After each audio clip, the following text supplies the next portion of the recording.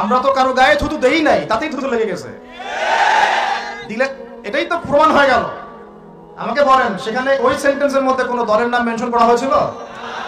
Honestly বলেন তো, কোনো দলের নাম মেনশন করা হয়েছে? কোনো জামাতের নাম, কোনো সংগঠনের নাম?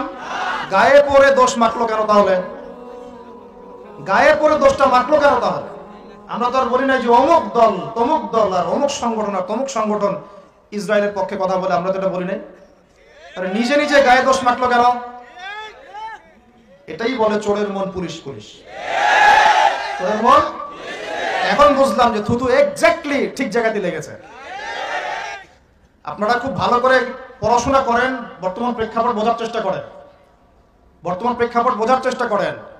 আল্লাহর কসম করে বলছি, যারা মুসলমানদের সাথে ইহুদিদের যুদ্ধ চলাকালীন ইহুদিদের পক্ষ নেয়, তাদের পক্ষে একটা পোস্ট দেয়, এর মধ্যে ঈমান বলতে কিছু বাকি নাই। এ যদি মুনাফিক না হয়, আল্লাহর জমিন আর কেউ মুনাফিক নাই। আমি ইতিহাসেরও ছাত্র, বিগত 100 বছরের ইতিহাস আপনাকে শোনাতে পারবো যে ওরা আমাদের কতগুলো বোনকে ধর্ষণ করেছে, ওরা আমাদের কতগুলো শিশুকে হত্যা করেছে, ওরা আমাদের কতগুলো ভাইকে কারাগারে নিয়েছে, ওরা আমার কতগুলো ভাইকে হত্যা করেছে। আমি আপনাকে পরিসংখ্যান দেখাতে পারবো একটা একটা করে। আমার সাথে ডিবেটে বসেন, চ্যালেঞ্জ করলাম। আপনি চোখ দিয়ে পানি পড়তে আপনি বাধ্য থাকবেন। আর যদি মনে করেন ওরা অন্য কোনো জাতি, আমরা অন্য জাতি, ভুল। পৃথিবীর সমস্ত মুসলমান এক জাতি, পৃথিবীর সমস্ত মুসলমান এক জাতি। এই নিরীহ নিষ্পাপ বাচ্চাদের রক্তে যাদের মন কাঁদে না, এতেও তাদের যখন বিবেক বুদ্ধি উদয় হয় না, কিছু করতে না পারে, মুজাহিদ ভাইদের পক্ষে একটা কথাও বলতে পারে না, উল্টা মুজাহিদ ভাইদেরকে বিতর্কিত করার চেষ্টা করেন। এদের গায়ে থুতু দিব নাকি? জড়িয়ে ধরবো এদেরকে? এদেরকে জড়িয়ে ধরবেন আপনি? এদেরকে চুমু খাবেন?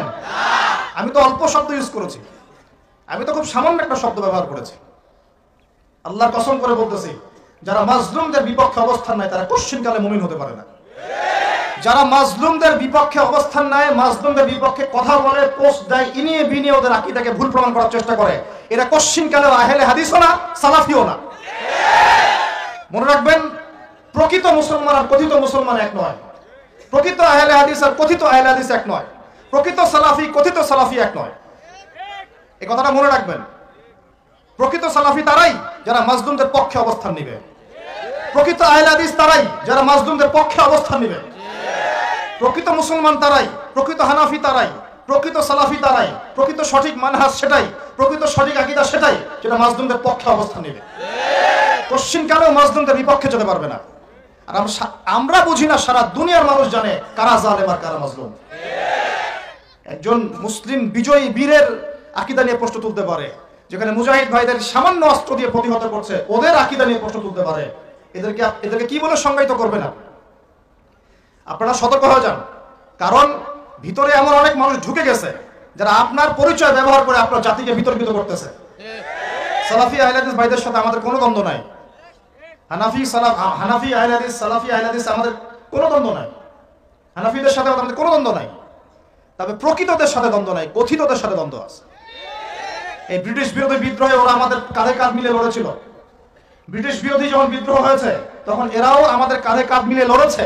শাহ ওলিউল্লাহ মুহাদ্দিস দেহলী রাহিমাহুল্লাহ ছিলেন তাদের একজন, শাহ ইসমাইল শহীদ তাদের একজন ছিলেন, হাজী মোহাম্মদ মুহসিন তাদের একজন ছিলেন, শহীদ তিতুমী তাদের একজন ছিলেন। তো তারা ছিল প্রকৃত সালাফি, প্রকৃত আহলে হাদিস। আর এখন তো মাশাআল্লাহ মুজাহিদ ভাইদের বিরুদ্ধে অবস্থান নিয়ে ইসরায়েলের পক্ষে পোস্ট দেওয়া শুরু করেছে। তাহলে আপনি ভালো করে চিনেন, আপনার ঘরের মধ্যেই দুশমন ঢুকেছে, আপনার নিজের পরিচয় ব্যবহার করে আপনার জাতিকে বিতর্কিত করার চেষ্টা করছে, আর আপনি আমাকে দোষ দিচ্ছেন। আপনারই ঘরের মধ্যে শুভঙ্করের ফাঁকি ঢুকেছে, আপনাদের উচিত ছিল সেই শুভঙ্করের ফাঁকিগুলোকে বের করে ফেলা, তাহলে আপনাদের ঘরটা পবিত্র থাকতো। এইসব মুনাফিকদেরকে আপনাদের ঘরে আশ্রয় দিয়ে পুরো জাতিটাকে কলঙ্কিত করে ফেলেছেন আপনি। এইসব মুনাফিকদেরকে নিজের ঘরে ঢুকিয়ে তাদেরকে নিজের পরিচয় দেওয়ার পরে আপনি আপনার জাতিকে কলঙ্কিত করেছেন। আর আমরা তো সবসময় খোলামেলা কথা বলেই যাচ্ছি। এক সময় বলছিলেন যে তালেবানদের আকীদা ভালো না, বলেন নাই? বলেন নাই? তারপর যখন তারা আমেরিকাকে পিছিয়ে বের করে দিল, নতজানু হয়ে আত্মসমর্পণ করতে বাধ্য হলো, এখন তো ঠিকই বলছেন তারা ইসলামী খেলাফত কায়েম করেছে। ঠিক একই কথা এখন আপনি ওখানেও বলছেন, যারা বিদ্রোহ প্রতিহত করছে, এই ছোটখাটো বাচ্চাদেরকে মারার পরে হামাসের ভাইরা ইত্যাদি সংগঠনের ভাইরা এখনো বলছেন এরা খালেদি হয়ে গেছে, আকীদা নষ্ট, পাগলের কাজ করতেছে। কত বড় নির্লজ্জ হলে একটা মানুষ এই কথা বলতে পারে? কত বড় নির্লজ্জ হলে একটা মানুষ এই কথা বলতে পারে? বাংলাদেশে যদি কুফাররা আক্রমণ করে, এক্সাম্পল দিচ্ছি, এখন আপনি যদি প্রতিহত করেন, আপনি কি সন্ত্রাসী হয়ে যাবেন? আপনি জঙ্গি হয়ে যাবেন? সবার আগে তো এই দায়িত্ব পালন করবে সরকার, করবে না? যদি বাংলাদেশের উপর আল্লাহ না করুক, কেউ কেউ যদি কোনো আক্রমণ করতো, ওদের অবস্থা যদি আমাদের হতো, তাহলে আমাদের গভর্নমেন্ট কি চুপ করে বসে থাকতো? তারা তাদের সর্বোচ্চ শক্তি প্রয়োগ করতে করতো না? করতে করতে যদি গভর্নমেন্ট হেরে যায়, হেরে গেল, ধরেন ওরা জিতে গেছে, গভর্নমেন্টের নিয়োজিত সমস্ত সৈন্যকে মেরে ফেলছে, জনগণ আমরা কিছু বাকি আছে, আমরা কি চুপ করে বসে থাকবো? আমাদের শেষ নিঃশ্বাস থাকা পর্যন্ত আমরা লড়বো না? ওই কাজটা ফিলিস্তিনে করা হয়েছে, আর এখনো হচ্ছে। কিন্তু এই ভাইদের বিরুদ্ধে যারা কথা বলে, এদের নেফাকি নিয়ে কথা বলতে আমার নিজেরই লজ্জা হচ্ছে। এদের এগেইনস্ট এরা এত পচা শামুক, এখানে হাঁটলে আমার নিজেরই পা কেটে যাবে।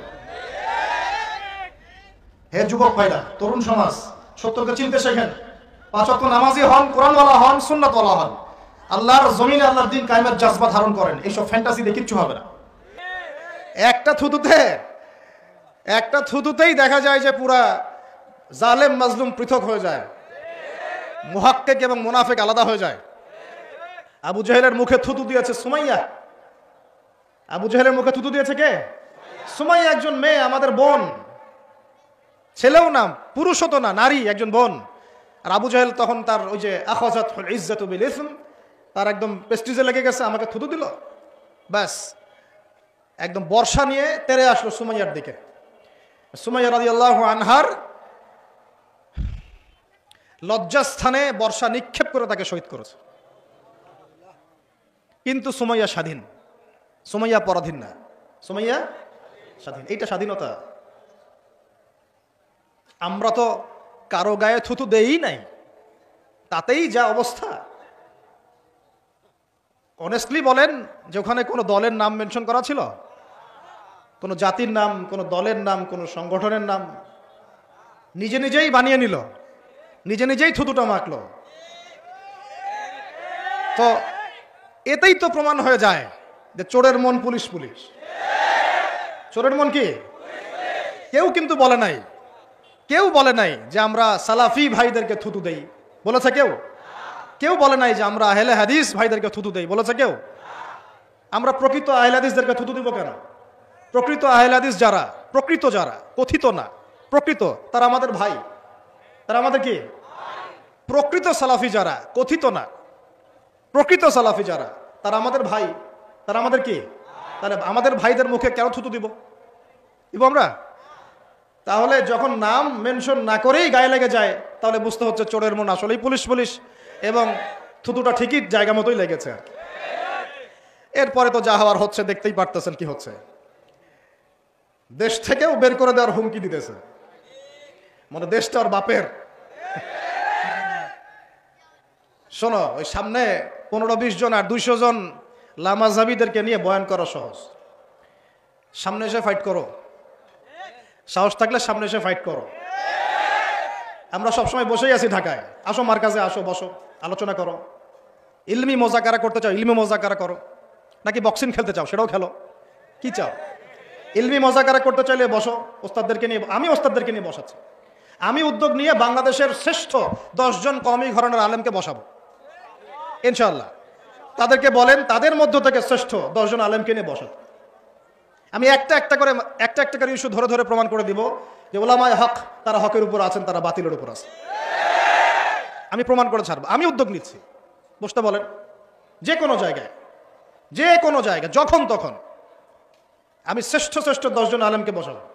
তাও তারা হচ্ছেন তালেবে ইলম, তারা বলবেন না যে আমরা আলেম, তারা বলবে না কখনো যে আমরা আলেম, বলবে আমরা তালেবে ইলম। আর তারা বলুক যে আমরা শায়েখ, ঠিক আছে শায়েখ, ভালো কথা, 10 জনকে নিয়ে এসে বসান। আবার আমি একটা রিকোয়েস্ট করি, তার আগে অন্তত এমন কাউকে ডাইকেন না যে কোরআনও তেলাওয়াত করতে পারে না, এটা মুসিবত হয়ে যাবে। বাংলাদেশই একটা জায়গা, ভারতে আর দিন প্রচার করে কাজ হচ্ছে না, বাংলাদেশে এসেই প্রচার করতে হবে, তাও কোরআন তেলাওয়াতও সহি না, শুদ্ধ না। সে বড় বড় আলেম মুফতিদেরকে বাহাসের জন্য ডাকতেছে, কি একটা অবস্থা। বিসমিল্লাহির রহমানির রহিম বিশুদ্ধ করে পড়তে পারতেছে না, তাও বলতেছে বাহাসের জন্য ডাকতেছে। এতটুকু তো জ্ঞান নাই। একটা আয়াত তেলাওয়াত করতেছে, দেখলাম, এগুলো অনলাইনে আমাদের ভাইরা পাঠায়, তাই দেখি। এগুলো তো সময় দেওয়ার, মাথায় নেওয়ারও সময় নাই আসলে আমাদের, কারণ অনেক বড় বড় বিষয় নিয়ে আমাদেরকে কাজ করতে হয় বা চিন্তা করতে হয়। তোমরা লিঙ্ক টিঙ্ক পাঠাও, তখন দেখি 1 মিনিট 1.5 মিনিটের খুতবা, 1.5 মিনিটের খুতবার যে সামনে আরবিগুলো আমরা পড়ি, ইন্নাল হামদালিল্লাহ নাহমাদুহু ওয়া নাস্তাঈনুহু ওয়া নাস্তাগফিরুহু ওয়া নু'মিনু বিহি ওয়া নাতাওয়াক্কালু আলাইহি ওয়া নাউযু বিল্লাহি মিন শুরুরি আনফুসিনা ওয়া মিন সাইয়্যাতি আমালিনা, এই যে মান ইয়াহদিহিল্লাহু ফালা মুদিল্লা লাহু ওয়া মান ইউদ্লিল ফালা হাদিয়া লাহু, এই যে আরবি খুতবাটুকু পড়া হয়, 1.5 মিনিটের খুতবার মধ্যে 30টা ভুল করে রাখে। তো আর আমাদেরও গায়রত এতই কমে গেল, এখানে বসতে হবে পাগল ছাগলের সাথে। তাকে তো আগে 1.5-2 বছর নুরানি মক্তবে পড়ে আসা উচিত। পড়াশোনা আপনারা তো জানেন, ওলামায়ে কেরাম, এখানে পড়াশোনার সিলেবাস 20 বছরের। কত বছরের? আমি আপনাদের সামনে আমি বলতেছি, আমার মিনিমাম এখন মনে হচ্ছে যে আমার আরো 5 থেকে 6 বছর লাগবে শেষ করতে। আমি নিজের কথা বলতেছি, মনে হচ্ছে যে আমার 5 থেকে 7 বছর লাগবে এগুলো শেষ করতে। তারপরে জানি না যে এগুলো মাসআলা ইস্তেমবাত করতে পারবো কি না, তাও জানি না। এটা কি মনে করে পড়াশোনাকে? ইলম অর্জনের এই যে গভীরতা, এই যে মাজমাউল বাহরাইন, এটাকে কি মনে করে? ক্লাস 1 দ্বীনি ইলম অর্জনের ক্লাস 1 হচ্ছে আপনাকে আলিফ বা তাসা পড়তে হবে, কুরআন তেলাওয়াত করা শিখতে হবে, তাই তো? এটা ক্লাস 1। তারপরে আপনি আসবেন হিফসে, তারপরে কিছু অংশ হিফস করবেন, হয় 1 পারা হোক আর 2 পারা হোক আর পুরো 30 পারাই হোক, হিফস করবেন, তাই না? আগে কোরআন সহি করবেন, তারপর হিফস করবেন। তারপরে ব্যাকরণের কিতাবগুলো পড়তে হয়, মিজান থেকে শুরু করে একদম হেদায়া কুদুরি না পর্যন্ত পড়তে পারলে কেউ আলেম হয়? বলেন, কেউ আলেম হতে পারবে? এই সেন্সে তো আমরা কখনো বলি না যে আমরা আলেম, এই কথাটা আমরা কখনো বলি না, বলার সাহসই পাই না। এই পর্যন্ত পড়তে হয়। এর মাঝখানে আরবি ভাষা আছে, খালি এসো আরবি শিখির 3টা খণ্ড আমার সামনে বসে পড়তে বলেন দেখি, পারে নাকি? কিচ্ছু না, এসো আরবি শিখির 3 খণ্ড, এটা বেসিক জিনিস। মিজান মুনসাব কিতাবটা পড়তে পারে নাকি? নাহু আর হেদায়েতুন নাহু মিলে একটা পরীক্ষা দেখ খালি 50 মার্কের। কিভাবে একটা মানুষ আলেম হয়? এগুলো চেয়ারে মানুষ বসে কিভাবে? এরপরে গিয়ে মানুষ দাওরা হাদিস পরীক্ষা দেয়, মিশকাত পড়ার পরে দাওরা হাদিস পরীক্ষা দেয়, সব হাদিসের কিতাবগুলো মোতাআলা করে, মোতাআলা করার পরে ইফতা দেয়। সারা বাংলাদেশ থেকে ইফতা দেওয়া মানুষগুলো মার্কাজুদ দাওয়ার মতো প্রতিষ্ঠানে গিয়ে পরীক্ষা দেয়। সেখান থেকে হয়তো 20, 30, 40 জনকে ওস্তাদরা কাছে রাখেন, তাদের কি দিয়ে গবেষণা পরিষদ চালান। এত সহজ আলেম হয়ে যাওয়া আর বাহাস করা, এদেরকে ডাকা।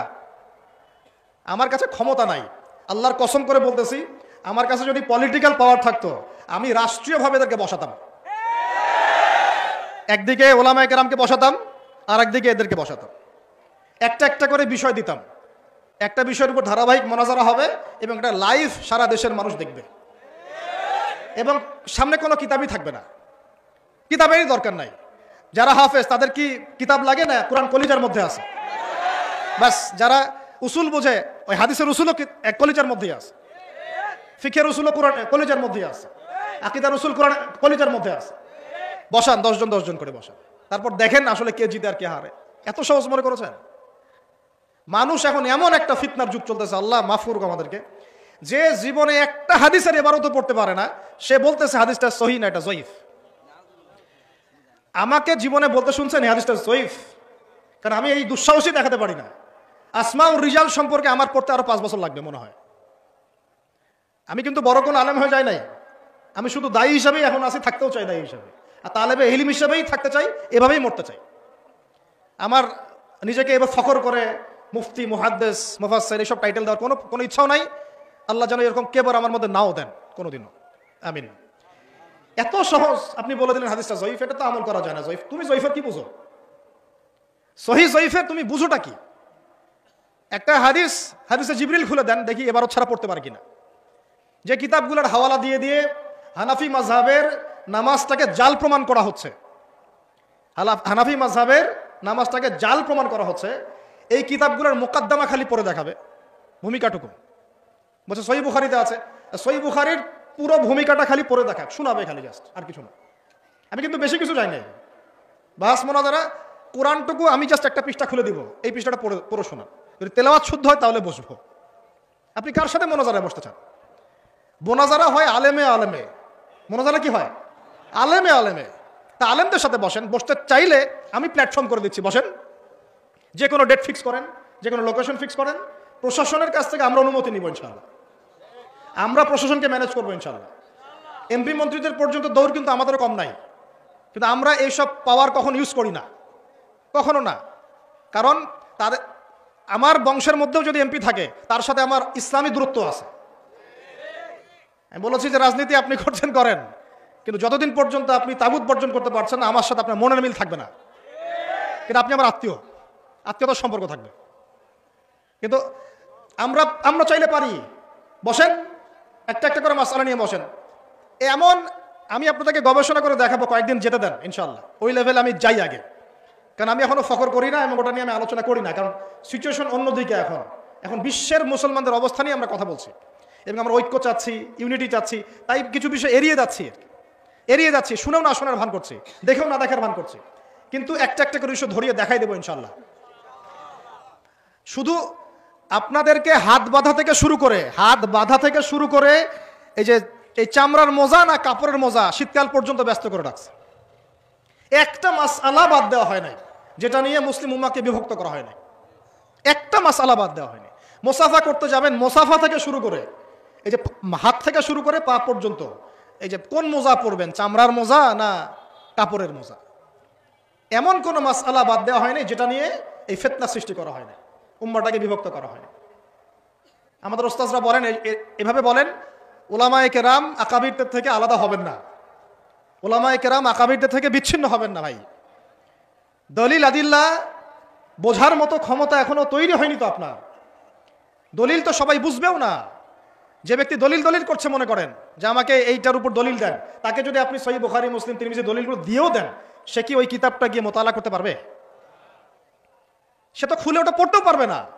আর যারা পড়তে পারে তাদেরকে নিয়ে বসতে হবে, যারা পড়তে পারে তারা সে বসুক।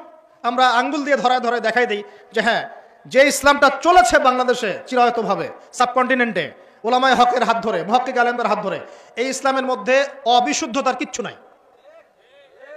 যা আছে এটা কিছু জাহেল মানুষের কাজ। প্রত্যেক ঘরানার মধ্যে কিছু জাহেল মানুষ থাকতে পারে, এটা তো দলিল না আপনার সামনে। মুসলমানদের মধ্যে অনেক মুসলমান আছে না কবরে সেজদা করে, বলেন আছে না নাই? তাহলে এখন আমাকে বলেন, কোরআন সুন্নাহ কি ওকে কবরে সেজদা করতে বলেছে? এখন যদি কোনো খ্রিস্টান বলে এই যে মুসলমানরা কবরে সেজদা করে, ঠিক হবে কথাটা? মোটেও ঠিক না। ও ভুল করেছে, তার মানে তো এই না যে পুরো কমিউনিটিটাই ভুল, তবে কি তাই? পড়াশোনা করতে হবে তো, গভীর জ্ঞান অর্জন করলে বুঝবেন যে আলহামদুলিল্লাহ উলামায়ে কেরামের সোহবতে আমরা যে দিনটা পালন করছি এর মধ্যে অবিশুদ্ধতার কিছুই নেই। আলহামদুলিল্লাহ যা আছে এটা কিছু মানুষের জাহালাত, এগুলো আমরা বর্জন করবো, কোনো সমস্যা নাই। মূল সমস্যাটা হচ্ছে আমরা জাতিগত বিভাজনে চলে গেছি। আমরা জাতিটাকে বিভক্ত করে টুকরা করে নতুন অনেক মাযহাব চালু করেছি। আমাকে এগুলোর আপনারা কথা বলতে শোনেন না সচরাচর, কিন্তু এখন বলতে হচ্ছে। আমরা মানুষদেরকে হানাফিইজম থেকে বের করে নতুন মাযহাব ক্রিয়েট করে ওই দলের নাম লেখানো শুরু করেছি। আর দিন শেষে আপনি নতুন করে আরেকটা মাযহাবই ফলো করেছেন। একজন বলছে, আমি নাম মেনশন করব না, কারণ আমি চাই না আমার মুখ থেকে এমন কেউ ভাইরাল হোক যে বাতিলের উপর আছে না। একজন বলছে যে হামাস যে যুদ্ধটা করছে ইসরায়েলের সাথে, এই হামাসকে তৈরি করেছে নাকি ইসরায়েল। সে এর ইতিহাস কতটুকু জানে, সে এই জিও পলিটিক্স কতটুকু পড়েছে, সে কি এর হিস্ট্রিটা জানে, কোত্থেকে তৈরি হলো, ইখওয়ানুল মুসলিমিনের কি ভূমিকা ছিল, মিশরের কি ভূমিকা ছিল, জানে? এখন আপনি যদি তার কথাটা মেনে নেন তাহলে আপনি তার মাযহাবটা অন্ধভাবে অনুসরণ করলেন, তাই তো? একজন বলছে যে ওরা পাগলের কাজ করতেছে। কি করতেছে? পাগলের কাজ। ওরা নাকি কুকুরের মতো পাগল হয়ে গেছে, নাউযুবিল্লাহ। একজন বলতেছে যে সুবহানাল্লাহ। একজন বলছে, কে বলেছে আপনাকে যে ইহুদিদের সাথে মুসলমানের যুদ্ধ হচ্ছে? মানে ওখানে ওরা বিশ্বাসই করতে চায় না, মানতেই চায় না যে হামাস মুসলিম। কে বলেছে আপনাকে ইহুদিদের সাথে মুসলমানের যুদ্ধ হচ্ছে? এইভাবে অনলাইনে বক্তব্য দিচ্ছে। তো এখন আপনি তো তাকে অনেক বড় শায়েখ মনে করছেন, তার মাযহাব ফলো করছেন আপনি। এখন কে বলেছে যে আপনিও তাকলিদ করেন না? শায়েখ যা বলছে অন্ধভাবেই মেনে নিচ্ছেন তো আপনি। এক শায়েখ বলে দিল যে এই মানুষ বাংলাদেশের মাটিতে খারেজি হয়ে গেছে, বলে দিল। এখন আপনিও লাফাচ্ছেন। আপনি তো জানেনও না যে খারেজি কাকে বলে, কোন উসুল থাকলে হয়, কেন হয়, কি কারণে হয়। আমার শায়েখ বলেছে, ব্যাস, ফুল স্টপ। তাহলে আদতে আমরা কিন্তু আমাদের চিরায়ত যে জামা, এখান থেকে বের হয়ে নতুন জামা ফর্ম করছে। আল্লাহ পাক আমাদেরকে কথাগুলো বোঝার তৌফিক দান করেন। আমি মূল জায়গা থেকে এখন আস্তে আস্তে শেষ করতে চাচ্ছি, আপনারা একটু ধৈর্য ধরে বসেন। এই কথাগুলো বলতে চাই নাই, কেন বললাম? বলার কারণ হচ্ছে মাজলুমদের পক্ষে যদি আমরা অবস্থান নিতে ব্যর্থ হই, কাল কিয়ামতের মাঠে আল্লাহ পাক আমাদেরকে ছাড়বে না। মাজলুমদের, আবার বলি শোনেন, মাজলুমদের পক্ষে যদি আমরা অবস্থান নিতে ব্যর্থ হই, কথা বলতে ব্যর্থ হই, লিখতে ব্যর্থ হই, আকীদা রাখতে ব্যর্থ হই, আল্লাহ পাকের কাছে পার পাওয়া যাবে না। দুনিয়াতে পার পেতে পারেন আপনি, দুনিয়াতে পার পেতে পারেন। আর যেভাবে আমরা জাতিগত বিভক্তি সৃষ্টি করছি এবং ভিতরে যে এক শ্রেণীর মুনাফিক ঢুকে নিজেদেরকে আলেম পরিচয় দিয়ে মাজলুমের বিপক্ষে অবস্থান নিয়ে জালেমকে প্রমোট করছে, এদেরকে চিনে রাখেন বাংলাদেশের মানুষ, চিনে রাখেন। আজকে থেকে 5-10 বছর পর আরো ভালো করে চিনতে পারবেন ইনশাআল্লাহ। আমি হলফ করে বলতেছি, যদি আমাদের জাতির উপরে কোনো বিপর্যয় নেমে আসে, তবুও এদেরকে আপনি আপনার পাশে পাবেন না। বরং মুসলমানদের দুর্দশায় এরা মিষ্টি বিতরণ করে, খুশি হয়, খুশি হয়। মিষ্টি বিতরণ করে মানে খুশি হয়। কোনো মুহাক্কিক কাউকে যদি নির্যাতন করা হয়, বলে যে খুব ভালো হয়েছে, একজন খারেজিকে একদম ঢুকিয়ে পিটাচ্ছে, খুব ভালো হয়েছে। মুসলমান এই কথা বলে, মুসলমান হয়ে কথা বলে নিজের ভাইয়ের ব্যাপারে। আল্লাহ পাক এই ঘটনার মধ্য দিয়ে, এই প্যালেস্টাইন ইস্যুর মধ্য দিয়ে পুরো বিশ্বকে দেখিয়ে দিয়েছেন কারা জালেম, কারা মাজলুম, কারা মুহাক্কিক আর কারা মুনাফিক।